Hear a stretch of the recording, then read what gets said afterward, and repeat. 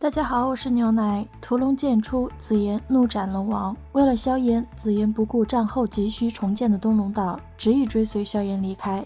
接上集讲到，萧炎以1敌3战龙王，危急关头，紫妍提剑霸气救援。修长的紫发无风自动，紫妍淡漠地看着那已经呆住的南龙王。断臂处的疼痛惊醒南龙王时，他的瞳孔猛缩，旋即惊声尖叫：“是屠龙剑！你竟然能够召唤出屠龙剑！”屠龙剑顾名思义是专门用来屠龙的，是一种专属于龙皇的手段。除非实力远胜于施展屠龙剑的古龙，否则任何古龙在此剑之下都跟豆腐没有差别。屠龙剑并非是一种武器，而是太虚古龙一族之中的至强斗技。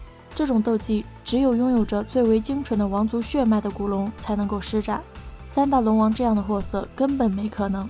三大龙王之所以如此迫切地想要对东龙岛动手，其根本原因就是想在紫妍彻底成长之前将其扼杀在摇篮里。上一任龙皇实力达到6星斗圣之后，方才勉强可以召出屠龙剑，现在的紫妍不过才4星斗圣初期而已。三大龙王都慌了，屠龙剑一出，谁才是真正的龙皇已经很明了了。东龙岛的所有人早在紫妍出现的那一刻跪伏而下，其余三大龙岛的人没有过多犹豫，也纷纷选择臣服。深知大势已去的玄魔等3岛高层面色都是惨白一片，西龙王更是直接招呼着断了手的南龙王快跑。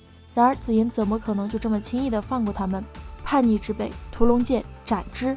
话音落下，紫妍将手中屠龙剑缓缓举起，旋即对着西龙王就是隔空一挥。这一剑挥出，西龙王瞬间将警戒值拉满。然而就算他已经施展出了自己全部的防御手段，甚至于将身体都附上了龙鳞，还是没能够挡住紫妍的这一击。眼睁睁地看着自己的身体狂喷鲜血，2秒钟后，西龙王才感受到那股深入灵魂的剧痛。低头，西龙王仿佛看见了自己的心脏正在急速跳动，而本该覆盖在上面的皮肉与骨骼正朝着两边张开了怀抱。众人看到被开了膛的西龙王时，喉头都是一紧。随着惊天动地的惨叫声响起，就在其不远处的南龙王瞬间回神，跑，快跑！南龙王已经吓破了胆，一声大喝之后，身形飞速窜出。西龙王也不嚎了，惨白着一张脸，捂着胸膛，疯狂暴退。他知道再不走，一定会死在这里。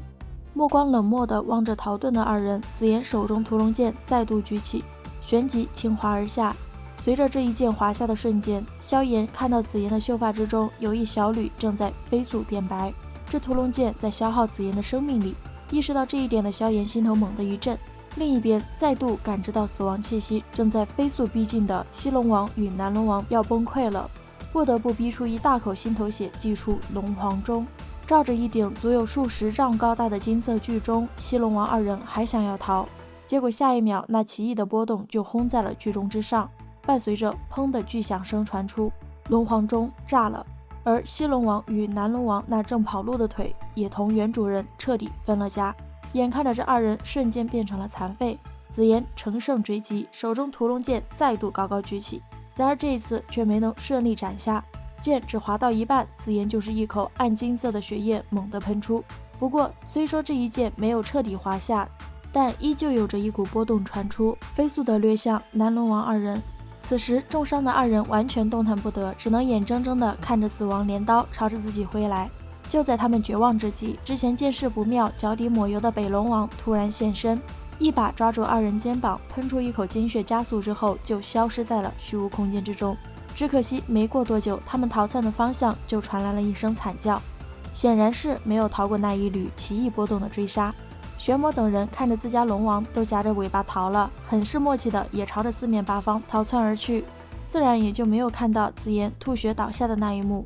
屠龙剑变得暗淡并且开始消散的那一刻，萧炎就已经注意到了，于是在紫妍缓缓向后倒去的第一时间，萧炎就冲上去一把将其抱进了怀里。望着紫妍惨白的脸颊，萧炎心疼坏了，紫妍却是强撑着一抹微笑告诉萧炎他没事。环抱着紫妍一屁股坐在虚空之上，萧炎没管自己体内糟糕的情况，从纳戒之中取出一个玉瓶，逗紫妍道：“喏，吃了吧，这可是你最喜欢吃的丹丸了。”紫妍闻言吐槽萧炎还把自己当小女孩调笑，被翻了白眼的萧炎毫不在意，只看着紫妍毫不客气地将那些丹药尽数接过塞进嘴中。没等紫妍恢复一点力气，东龙岛的大长老等人便飞掠了过来，只一眼他们便齐刷刷地低下了头。这整齐划一的动作令得紫妍突然意识到了什么，本来苍白的脸瞬间浮现了一抹淡淡的红，挣扎着从萧炎的怀里站起身来。紫妍问了一下东龙岛的战后情况，然后给大长老他们下达了一系列的指令。萧炎等他们领命走后，狠狠地感慨了一番：哎，龙皇陛下这帽子可真大呀！他还是更喜欢那个赖在他身边蹭吃蹭喝、天真活泼的小女孩。紫妍闻言横了萧炎一眼，表示又没在你面前摆架子，干嘛发出这种感慨？随后不等萧炎说话，挺了挺傲人的风影，坏笑道：你不是最喜欢这样吗？以前我看你经常把眼睛停在彩铃姐姐身上啊。猛地被口水一呛，萧炎罕见的老脸一红，没能说出话来。紫妍却是没有再打趣他，认真的同萧炎道了谢。萧炎翻了翻白眼，又摆了摆手，表示谢就不必了。他没准备把自己都为紫妍做了哪些事说出来，只想着完美谢幕后赶紧把自己的伤养一养。哪知道飞队的造型刚刚摆好，他体内的经脉就抗议了，疼得他是一阵呲牙咧嘴。紫妍的吐槽声也是悠悠传来，这么多年了，还是那么喜欢逞强。话音一落，就是一阵香风袭来，下一秒萧炎就被紫妍半搀扶着朝着东龙岛掠去，手中的滑腻娇柔以及轻抚在脸颊上的紫发，让萧炎呆愣了好久。东龙岛大战之后，战后重建让整个龙岛变得十分忙碌，萧炎却是寻了一处密室闭关修炼去了。在新生血脉之力的帮助下，萧炎恢复伤势仅仅只用了10天。后来的时间里，萧炎都在利用紫红血液淬体，直至突破2星斗圣方才罢休。猛地睁开双眼，2道惊人的紫红光芒骤然自萧炎眼中爆射而出，旋即一股龙皇血脉的威压也随之散开。成功了！小医仙、紫妍他们都松了一口气。此时萧炎的肉体强度已经丝毫不逊色于太虚古龙了，感受着就算不在修炼状态，也在勤勤恳恳工作的紫红血液，萧炎很是开心。小医仙、紫妍、妖明他们也赶来恭喜萧炎，冲着妖明拱了拱手，萧炎目光看向了紫妍，确定对方也已经恢复后，才问起了自己这次闭关了多久。小医仙表示足足100日，而且几天前药老便是传了消息过来，让萧炎尽快赶回星陨阁，因为净莲妖火快要出世了，魂殿那边也开始有大动作了。萧炎闻言当即就决定今日便动身回星陨阁。紫妍一听萧炎要返回中州，立马表示自己也要去。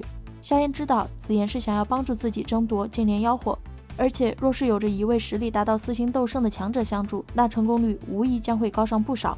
但东龙岛重建在即，紫妍不甚在意的摆了摆手，3言2语就打消了萧炎的顾虑，并迅速给大长老交代了一些事情。同一时间，萧炎也在同妖明交代，要多多照看一下彩铃。至于那天妖皇族的人质，只先将九凤放回去就好。正式告别之后，萧炎就带着紫妍、小医仙他们钻进了空间通道。好了，本期分享就到此结束了。视频都看到这里了，给牛奶点个赞吧。订阅了的朋友记得开启小铃铛哟，这样就不会错过牛奶的更新了。感谢您的耐心观看，拜拜，下期再见。